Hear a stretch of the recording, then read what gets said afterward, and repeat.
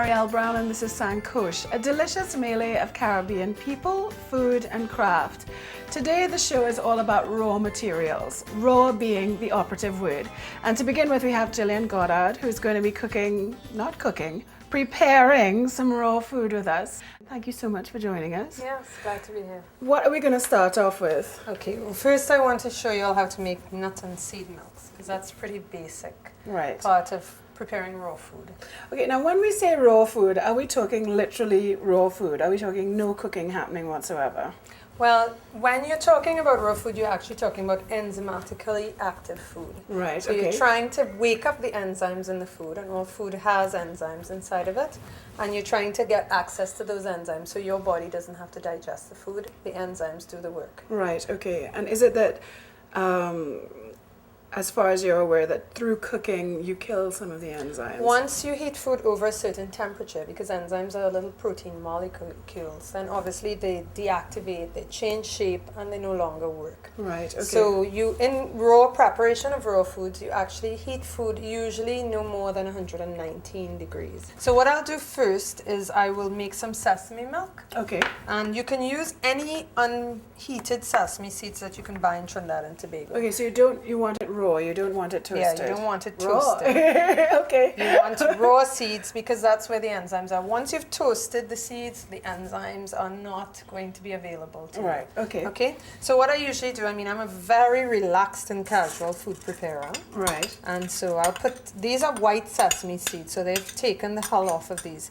But you can get unhulled seeds very, very cheaply. That's what they use for Benny. Right. You know, Benny balls and so on. And so you don't have to go to a health food store. There's some other stores that you can buy it in and it's cheap. So we had these were soaked overnight as well? Yes, your sesame seeds only really need to be soaked for 4 hours. Okay, so I'm just going to turn this on and we let it blend.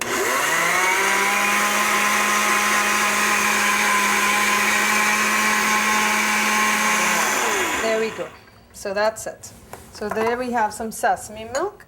And the ideal combination, if you're going to do this every day, is actually sesame sunflower because they complement each other with the minerals that they have. Mm-hmm. Calcium supplements can give you kidney stones. So this is actually a much more effective way to get your calcium. And it's often less expensive and you're getting other things in addition. All right. Now we'll do some almond milk. And basically it's the same process, but these are soaked. Just remember not to mash up your blender with unsoaked almonds. Right, and you're leaving the skin on as well. Yes, fussy people, if they're using lots and lots of almonds in patties and so on, they'll take off the skin. But for nut milk, you're straining it in any case. Right, okay. So no need to take the skins off. Put some water.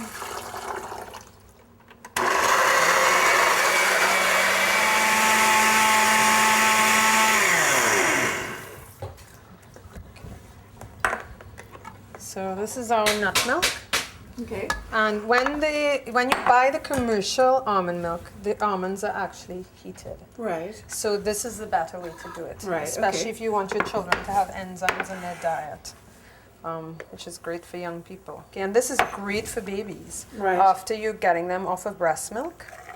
This is actually a pretty decent milk to put them on, and it's full of nutrients. Let me stick my finger in and how it tastes. Okay. Yeah, this one's sweeter. Yeah, this is nicer. Now what? So now we're going to make a smoothie. All right. Now my approach to smoothies is that it's a time of day when I can put everything that I need to get for the day in the blender and make sure at least that meal I drink it. Okay, so what I'm going to do now, I'm actually going to keep it a little easier, so I'm going to use the almond milk. Right, okay. So I pour some almond milk. That's my liquid. Mm-hmm. Sometimes I use orange juice instead. Now I have something here that might be a little strange looking. This is actually sea moss soaked with some lime juice. And that's local sea moss? Local sea moss. Right. I usually use the thick corded sea moss, which is Upper Island sea moss. Right, okay. And that gives you a much nicer gelatinous thing, like an agar-agar. Now I'm just going to put a little bit. It also has linseed in it, which was also soaked. That's going in there, and then I need the frozen fruit. So we're going to put some frozen fruit. Okay, so we're just popping some frozen fruit into this. Exactly. This was, and some banana.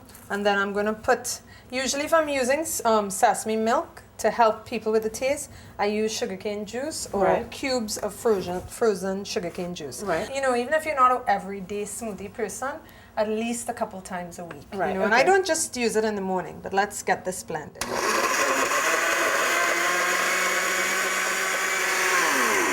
Okay. Let's have a taste.